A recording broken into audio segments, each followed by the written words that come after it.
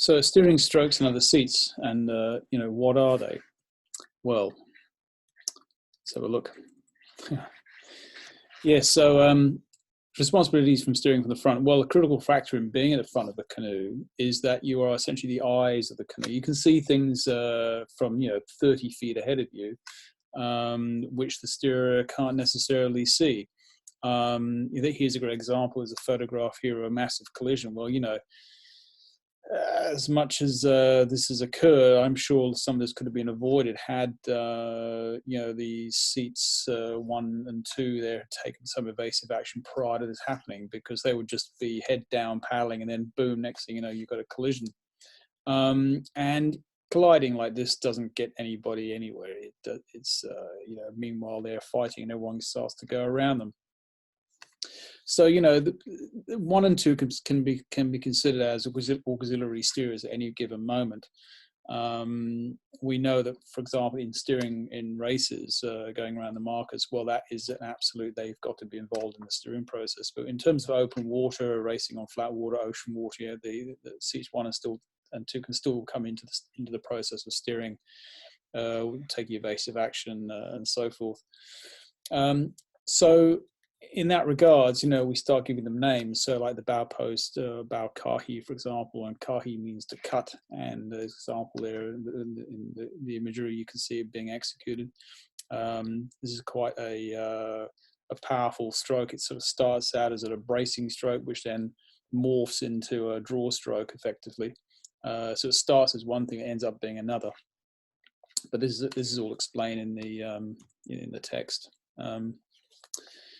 So we have the bow rudder, the uni as we know of it. So this is a stroke taken on the opposite side, where you're basically planting the paddle and using it to in the opposite way that a steerer would at the rear of the canoe. So when you do an uni, in this case, in the bottom photograph there, he's taking the uni on the right hand side. You would go off to the left, which is the reverse of what you see when you're at the rear of the canoe.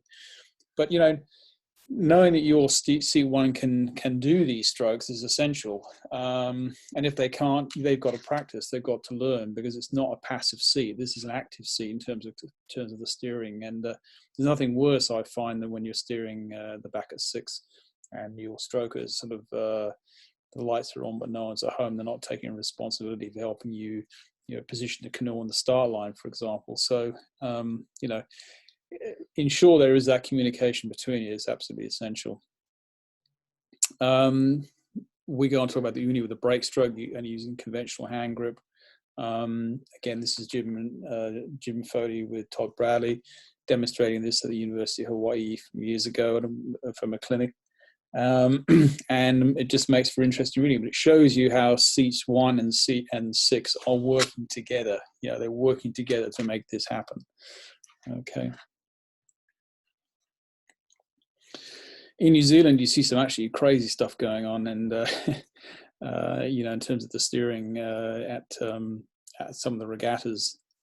And one thing I find interesting is that some of the photography I see is where seats 1 or even 2 are fully out of the seat. They're basically their backsides off of the seat. Now, I'm not sure, but the last time I read a textbook about rules that you have to remain seated. So just a little tip there. Some of the crazy antiques that are gotten up to, just how legal they are is questionable. But you might want to check on that just as a tip. We discussed the reverse grip with an uni. So that's where the paddle is basically, the seat 1 has come across from the other side and without changing the arms. So you can see that there in the imagery. Also a very effective move, and a lot of this is down to working with the caller. The caller's got to put the steer on the seats 1, seats 2 on the correct side at times going around markers. So that's got to be thought out prior to arrival.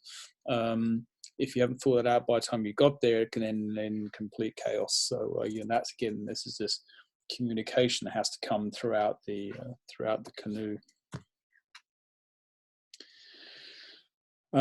Again, more descriptions here if about combining different strokes, especially when going around the markers.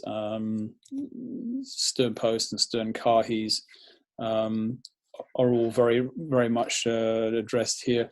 There's a great photograph up there of seat 5 taking upon himself to do like a bracing stroke out wide, because their role is partly to protect the armor. And again, this relationship between seat 5 and the steerer is absolutely critical. So, this is bringing these extra steerers into the process and making your life easier is a great thing.